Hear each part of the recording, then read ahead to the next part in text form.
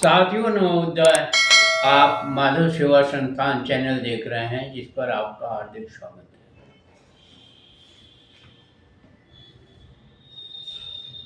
है। 28 जून से अनशन पर बैठे सोनम वांगचुक 27 दिन बाद 23 जुलाई को अंततः अपना अनशन तोड़ दिया। अच्छी बात है। अनशन तोड़ने का कारण उन्होंने बताया कि कुछ बातों पर लिखित सहमति उनकी सरकार से हुई।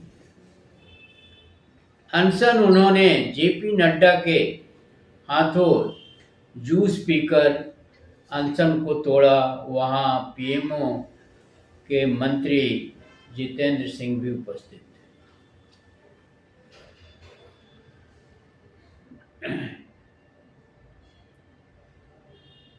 अब अनशन खत्म हो गया, लेकिन उस लिखित आश्वासन में 3 बातें सम्मिलित की गई हैं कि प्रदर्शन कर रहे छात्रों पर कोई कार्रवाई नहीं होगी। नीट पेपर लीक के मामले में संसद में बहस होगी कि पुनः जो है इस तरह से पर्चे आउट न हो। वैसे आपको बताते चलें कि 152 पर्चे लीक हुए हैं, एक दो नहीं। नीट तो उसकी तो इम्पोर्टेंस ही है, अन्य 152 पर्चे भी लीक हुई हैं। तो उसके बारे में भी आप सोचिए कि इतने बड़े पैमाने पर पर्चे लीक होने का क्या औचित्य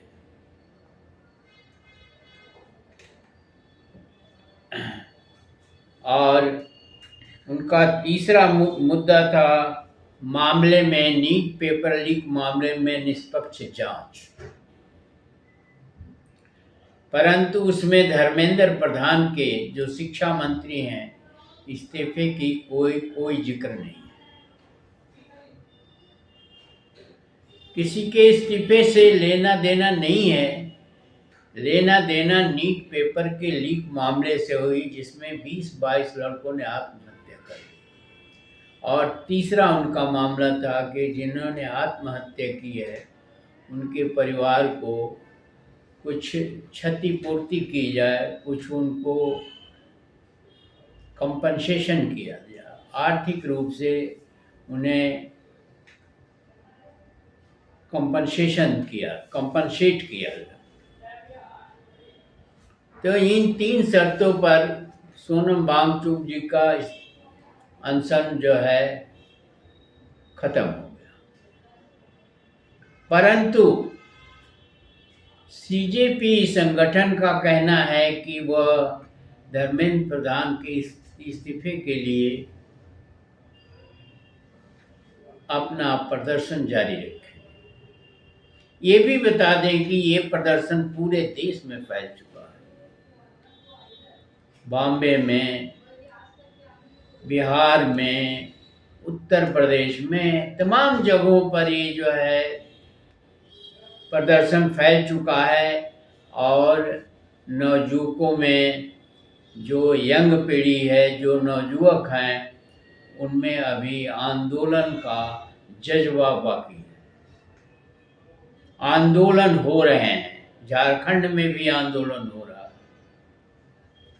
आंदोलन का मुद्दा एक नहीं है।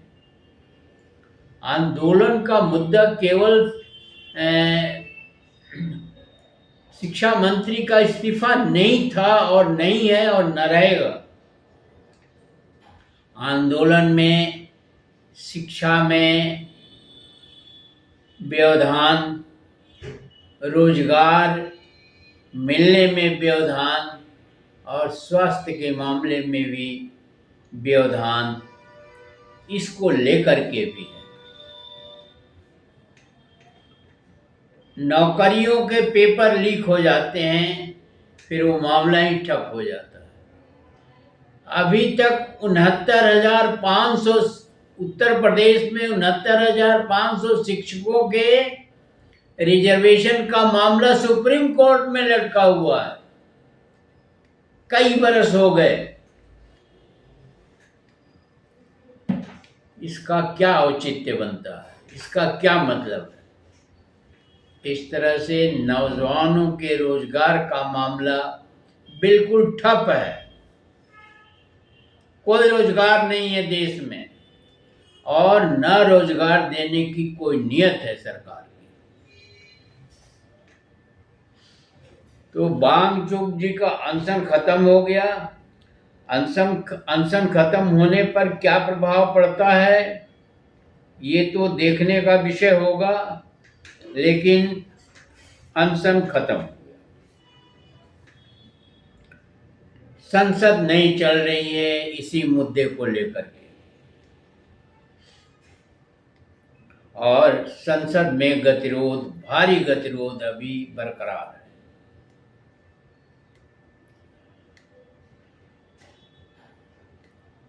सीजेपी पार्टी संगठन से अभी कोई वार्ता नहीं हुई, सरकार की वार्ता चल रही है।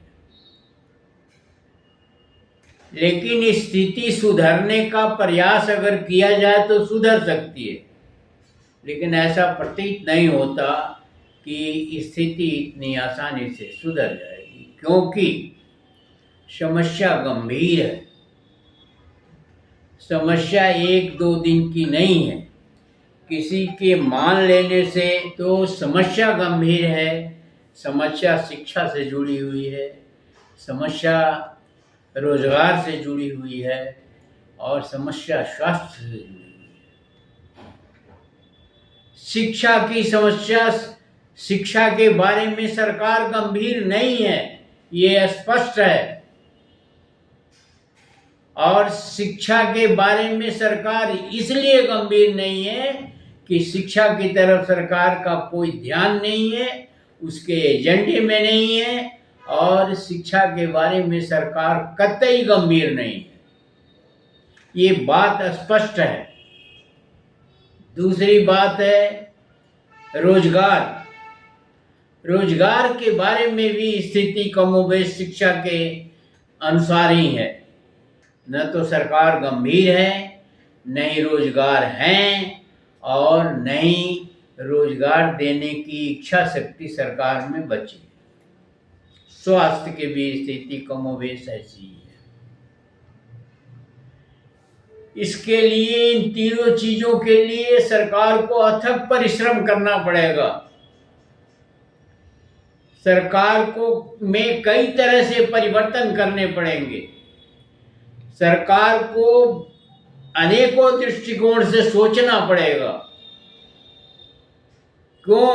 क्योंकि सरकार की मंशा शिक्षा देने की नहीं है, सरकार की मंशा रोजगार देने की नहीं है, और सरकार की मंशा स्वास्थ्य के बारे में भी स्पष्ट नहीं। शिक्षा के लिए भारी भरकम बजट चाहिए, रोजगार के लिए भी भारी भरकम बजट चाहिए। रोजगार के लिए तो बहुत ही भारी भरकम बजट चाहिए, और स्वास्थ्य के लिए भी भारी भरकम बजट चाहिए। पहली बात। तीनों के लिए इच्छा शक्ति भी बहुत चाहिए। और चौथी बात है कि ये सारी चीजें सरकार के एजेंडे में है ही नहीं। सरकार इसके प्रति गंभीर है ही नहीं।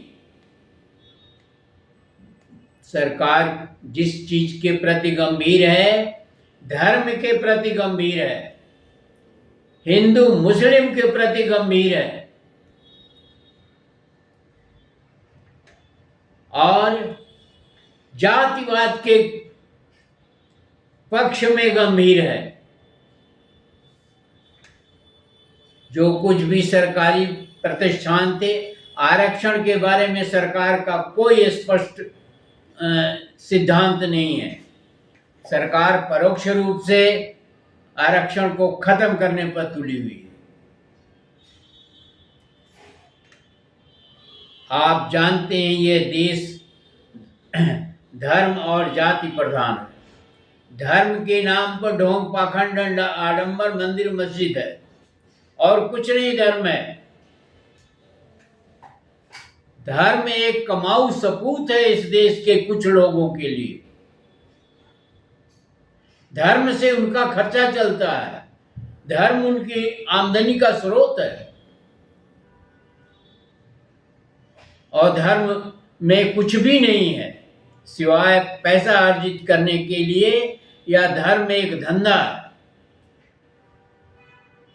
शिक्षा के मामले में ऐसा नहीं है। शिक्षा को भी आपने धर्म के नाम पर बांट दिया है, रोजगार को भी आपने धर्म के नाम पर बांट दिया है और स्वास्थ्य को भी आपने धर्म के नाम पर बांट दिया। धर्म और आस्था से सरकार नहीं चलती, देश नहीं चलता, समाज नहीं चलता। ये तो सब चोंचले हैं। ऐसे ही रोजगार के मामले में है। लोगों की मानसिक व्यथा बढ़ चुकी है। लोगों का सरकार पर से भरोसा उठ गया है और सरकार के नुमाइंदे भी ऐसे ऐसे वक्तव्य देते हैं जिसको सुन करके भरोसा और कमजोर होता जा रहा है। राम मंदिर में चोरी, राम मंदिर में ही नहीं चोरी है, अन्य मंदिरों में भी चोरी का धंधा है। मंदिर रुपए पैसे कमाने की जगह बन गए हैं। धर्म को आज से नहीं, हजारों सालों से मंदिरों का वैभव से क्या लेना देना है। तो समस्या इतनी आसान नहीं है। शिक्षा की बात है, स्कूल बंद किए जा रहे हैं, अध्यापकों का कोई मतलब नहीं है। अभी उत्तर प्रदेश में 69,500 शिक्षकों की भर्ती हुई थी काफी समय पूर्व। उसमें रिजर्वेशन का मामला उठा था। सरकार ने खुद रिजर्वेशन को गलत तरीके से उसमें प्रयोग किया था। वो अभी सुप्रीम कोर्ट में लटका हुआ है। 10 साल हो गए हैं। तो माहौल जो है वो देश के माफिक नहीं है, देश की जनता के माफिक नहीं है। माहौल शिक्षा, रोजगार और स्वास्थ्य के माफिक नहीं है, क्योंकि सरकार का कोई एजेंडा नहीं है, कोई ध्यान नहीं है, कोई उसकी सोच में नहीं है। उसकी सोच में पूंजीवाद है और पूंजीवाद के अंतर्गत शिक्षा, स्वास्थ्य और रोजगार आता ही नहीं। तो कैसे आप शिक्षा, स्वास्थ्य और रोजगार की बात करेंगे? वांगचुक जी का अनशन समाप्त हो गया, बड़ी खुशी की बात है, लेकिन वांगचुक जी के अनशन से देश की और समाज के अस्थायी समस्याओं का निराकरण होना कोई संभव नहीं है। कोई एक दिन में ये घटना नहीं घटित हुई है। 10 साल हो गए। 10 साल के अंदर आप देख रहे हैं, टीवी के स्क्रीन पर देख रहे हैं, मोबाइल के स्क्रीन पर देख रहे होंगे कि नौजवान कितने उत्तेजित हैं, नौजवान कितने प्रतिबद्ध हैं और सरकार नौजवानों के से बातचीत करने के बजाय या समस्या के समाधान के बजाय गंभीर नहीं है, बल्कि वो चाहती है कि आंदोलन किसी तरह से खत्म हो जाए। ये बात देश तक ही सीमित नहीं है, विदेशों में भी देश की अहमियत कम हो रही है। विदेशों में भी जो इंडेक्स हैं गरीबी के, शिक्षा के, लोकतंत्र के और अन्य जो पैरामीटर्स हैं, उसमें धीरे धीरे हम नीचे खिसक रहे हैं। रुपया गिर रहा है। वांगचुक के अनशन से रुपया गिरने और चढ़ने का कोई संबंध नहीं है। वांगचुक जी का अनशन खत्म हो गया, खत्म हो गया, पर समस्याएं तो देश के सामने वैसी ही हैं जैसे रही हैं। रुपया गिर रहा है, तेल के दाम बढ़ रहे हैं, E20 का मामला उठ रहा है, अपराध का मामला भी उठ रहा है, और पूंजीवादी सरकार जो है फैक्ट्रियां बेच रही हैं, उद्योग धंधे बेच रहे हैं, आयात बढ़ा हुआ है, निर्यात कमजोर है, तो सब मिलाकर के स्थिति भयावह है। उस भयावह स्थिति का सोनम वांगचुक जी के अनशन से कोई संबंध नहीं है।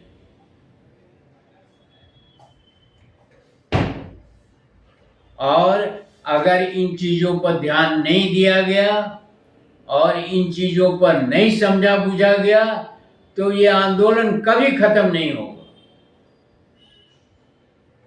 और न खत्म होने की स्थिति में। अगर खत्म भी हो जाएगा तो कुछ समय के लिए शांत हो जाएगा, फिर आंदोलन होगा, क्योंकि समस्या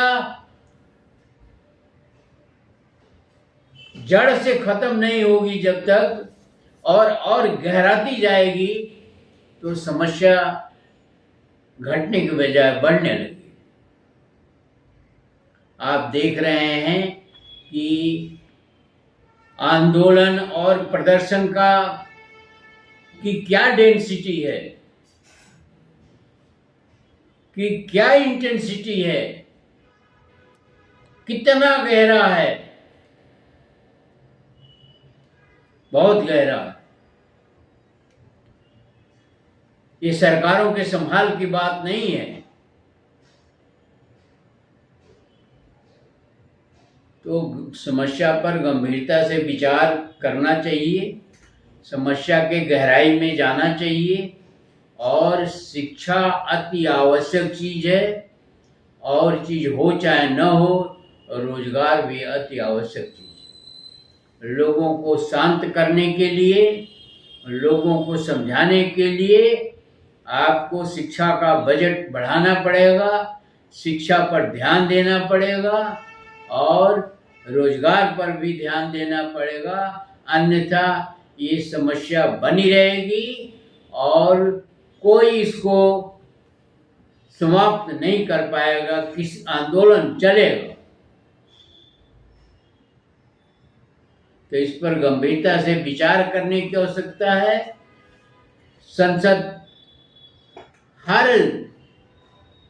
टर्म में बाधित होती रही है, क्योंकि संसद को ठीक से चलाया नहीं जा रहा है, न तो पार्टियों द्वारा, न तो अध्यक्ष द्वारा, और न ही उसके सदस्यों द्वारा। कोई भी गंभीर नहीं है कि संसद चलाई जाए। संसद में क्या क्या आते हैं, किसान बिल आता है जिसकी कोई आवश्यकता नहीं थी, और उसके लिए एक भारी हंगामा हुआ था। नोटबंदी, जुमले और तमाम चीजें जो पूरा पटल पर है, तो इस तरह से देश कतई नहीं चलाया जा सकता है। समस्याओं के साथ साथ वाणी पर भी संयम होना चाहिए, व्यवहार पर भी संयम होना चाहिए, और एक समाज में गलत संदेश नहीं जाना चाहिए, अन्यथा जो हो रहा है वो आपके सामने है। लड़कों का प्रदर्शन कब खत्म होगा ये तो कोई नहीं जानता है, लेकिन उसकी तीव्रता, इंटेंसिटी बहुत ज़्यादा है।